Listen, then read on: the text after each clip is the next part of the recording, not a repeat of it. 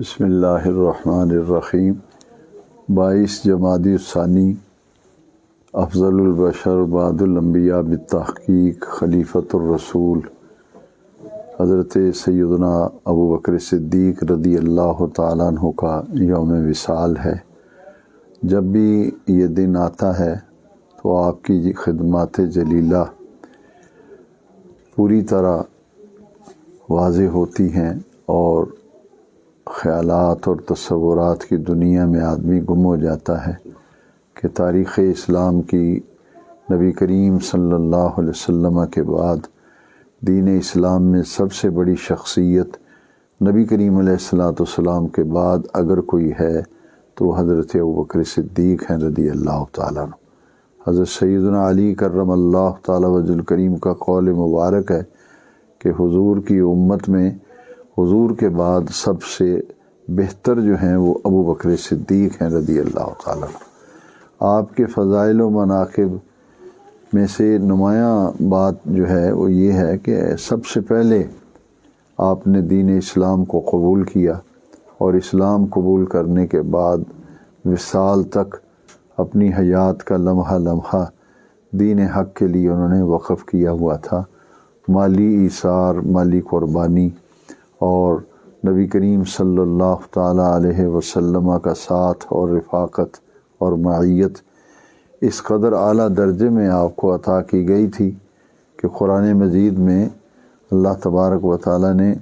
غار میں ان کے قیام کا ذکر فرمایا اور آپ کے ہجرت کے رفیق ہیں، ہجرت کے ساتھی ہیں۔ حضور نے ارشاد فرمایا سیدنا صدیق اکبر سے، انت صاحبی فی الغار و صاحبی علی الحوض، ابوبکر تو غار میں بھی میرا ساتھی ہے، قیامت کے دن حوض کوثر پہ بھی میرا ساتھی ہوگا۔ تاریخ اسلام اگر مطالعہ کیا جائے تو آپ کا دور خلافت بڑا ہی مثالی دور خلافت تھا، خاص طور پر فتنہ انکار ختم نبوت اور فتنہ مانعین زکوٰۃ اور فتنہ ارتداد، ان تمام فتنوں کا تعاقب کیا اور آپ نے اپنے دور خلافت کے اندر نبی کریم صلی اللہ علیہ وسلم کے قائم کیے ہوئے نظام کو پوری ذمہ داری سے قائم کیا۔ اور آپ کا جو مالی ایثار ہے، آقا کریم صلی اللہ علیہ وسلم نے فرمایا کسی کے مال نے مجھے وہ فائدہ نہیں دیا، وہ فائدہ نہیں پہنچایا جو ابوبکر صدیق کے مال نے مجھے فائدہ پہنچایا۔ پھر آپ کی شخصیت کے فضائل میں نمایاں بات یہ ہے کہ حضور نے ارشاد فرمایا جس کسی نے مجھ پر کوئی احسان کیا میں نے ہر ایک کے احسان کا بدلہ دنیا میں دے دیا ہے۔ ابو بکر وہ ہیں جن کے احسانات کا بدلہ قیامت کے دن اللہ رب العزت خود عطا فرمائے گا۔ یہ حضور کے غار کے بھی ساتھی ہیں، مزار کے بھی ساتھی ہیں۔ انبیاء و مرسلین کے بعد پوری بشریت میں آپ کو فضیلت حاصل ہے اور آپ کے دل میں جو حضور کی محبت تھی، عشق رسول تھا، اسی کی بنیاد پر آپ کو فضیلت دی گئی۔ ہمیں چاہیے کہ اسوہ صدیقی کو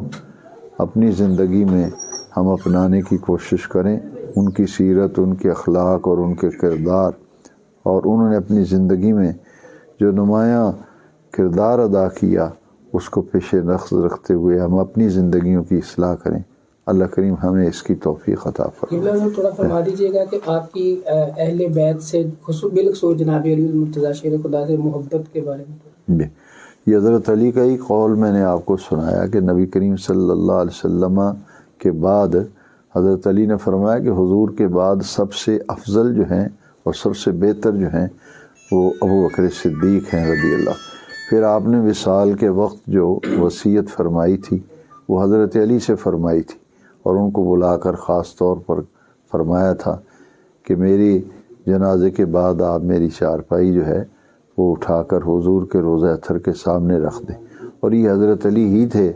جنہوں نے آپ کے جنازے کے بعد آپ کا جنازہ وہاں لے گئے اور آپ نے ہی جا کے یہ فرمایا تھا کہ ابو بکر بالباب یستأذنک۔ اور پھر پوری زندگی میں آپ کے جتنے بھی خلافت کے امور تھے ان میں آپ کے مشیر جو ہیں وہ حضرت علی تھے رضی اللہ تعالیٰ، بلکہ حضرت عمر کا دور خلافت دیکھ لیں تو حضرت عمر نے بھی یہی فرمایا تھا کہ بعض ایسے معاملات تھے خلافت کے کہ فرمایا اگر حضرت علی اس معاملے میں میری رہنمائی نہ کرتے تو عمر ہلاک ہو جاتا، لولا علی لہلک عمر۔ تو اس لیے خلفائے راشدین کا اور تمام صحابہ کا اہل بیت اطہار آپس میں بہت باہم شیر و شخر تھے، اور قرآن نے بھی فرمایا رحماء بینہم۔ اہل بیت کی محبت مثالی تھی،